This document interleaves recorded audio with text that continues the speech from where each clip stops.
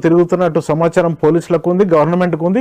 ఖచ్చితంగా పట్టుకుంటారు, పట్టుకొని తగిన చర్యలు తీసుకుంటారు దానిపైన. ఒక నిమిషం, ప్రేమ్ గాంధీ గారు చెప్పండి. ప్రేమ్ గాంధీ గారు అయితే వారు చెప్తా ఉన్నారు, సరే వారి వర్తన వారు చెప్తా ఉన్నారు మాజీ ఎమ్మెల్యే మనిషి ఉన్నాడని. అరే ఉన్నాడని తెలిసినప్పుడు అరెస్ట్ తీసుకోవాల్సిన అవసరం ఉంది కదా. ఆయన యథేచ్ఛగా తిరుగుతా ఉన్నాడు కదా, ఇంకెందుకు కస్టడీలోకి తీసుకోరు? అరే మీరే చెప్తా ఉన్నారు కదా.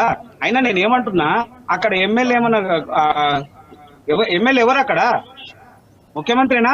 రేవంత్ రెడ్డి నాడు ఎమ్మెల్యే కూడా వాళ్ళ అన్ననా? అది కూడా మీరు పరిగణించాలి కదా. వాళ్ళ అన్న ఎందుకు అధికారికంగా మాట్లాడుతూ ఉంటాడు, అధికార అంశాలలో కదులుస్తూ ఉంటాడు. గత ప్రభుత్వం మీద ఆయనే చాలా సార్లు అన్నాడు కదా కుటుంబ పాలనని. ఇవాళ ఎవరు మాట్లాడుతున్నారు? తిరుపతి రెడ్డికి ఏం పని? తిరుపతి రెడ్డి పోయాడు, ప్రెస్ ఎట్లా ఎండోజ్ చేస్తాడు? తిరుపతి రెడ్డి ఏ అధికారంతో పోయినాడా? కాంగ్రెస్ పార్టీలో పోస్ట్ ఉంది ఆయనది, లేకుండా నియోజకవర్గానికన్నా మనిషి ఇన్ఛార్జా? ఏ హోదాలో తిరుపతి రెడ్డి ఆడ ప్రస్తావిస్తాడు? తిరుపతి రెడ్డి పోయి మాట్లాడతాడు, ముఖ్యమంత్రి ఏమో సైలెంట్ గా ఉంటాడు. ఆయన నియోజకవర్గంలో జరిగితే ఇప్పటిదాకా భరించాడు. మళ్ళీ నరేందర్ రెడ్డి తెలుసు మీకు, అందరూ ఎవరు చేస్తున్నాడు ఏం సంగతి అందరూ తెలుసు. అయినా కానీ ఎందుకు చర్యలు తీసుకోరో వీళ్ళు ఆలోచించాలి. ముందు వెంటనే ప్రభుత్వము చేసేటువంటి ప్రతి అంశాన్ని కూడా ప్రజలు గమనిస్తా ఉన్నారు. మీరు ఎట్లయితే నిర్లక్ష్యం చేస్తారో ప్రజలు మళ్ళీ వీళ్ళ మీద తిరుగుబాటు చేస్తారు. అదే సానుకూలమైనటువంటి అంశాన్ని కూడా ఇచ్చేయాలి. కలెక్టర్ నిన్న మాట్లాడినటువంటి అంశం చాలా చాలా సంతోషం అనిపించింది.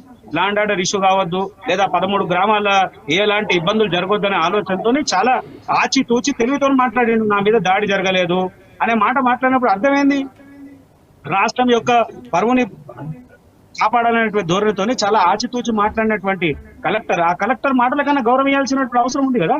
అరే నిజంగా కనబడతా ఉంది కదా, మాజీ ఎమ్మెల్యే కనబడతా ఉండు, ఎమ్మెల్యే అనుచరుడు అంటా ఉన్నారు. ఇప్పుడే మిత్రుడు చెప్తాడు కదా, కాంగ్రెస్ మిత్రుడు, ఆయన బీఆర్ఎస్ మండల శాఖ నాయకుడు అని. అరే మళ్ళీ అన్ని తెలిసినప్పుడు ఎందుకు పట్టుకుంటున్నారు?